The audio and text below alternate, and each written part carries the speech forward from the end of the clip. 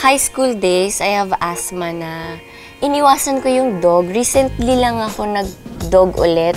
And then, may one time sa house, yung wala akong kasama, nasa bahay lang ako, nilalaro ko yung dog ko. Naamoy-amoy ko kasi bagong ligo.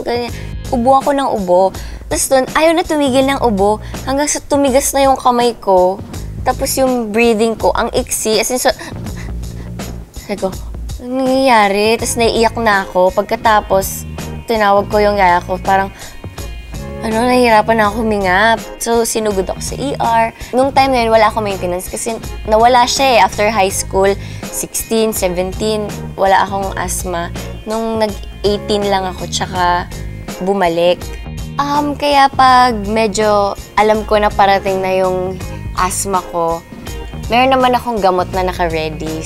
Lagi yan, nasa bag ko, everywhere I go. Kaya, para hindi na mahirap for me na, nasa na, parang, okay, pakikuha na lang sa bag ko, parang ganun. Yung mga kasama ko sa work, may kasama silang mga aso.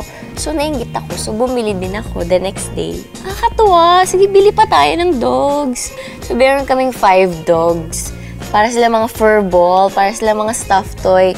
So, yun, cute. Habulan lang kayo, or hug-hug, baby-baby, Simba, ganun.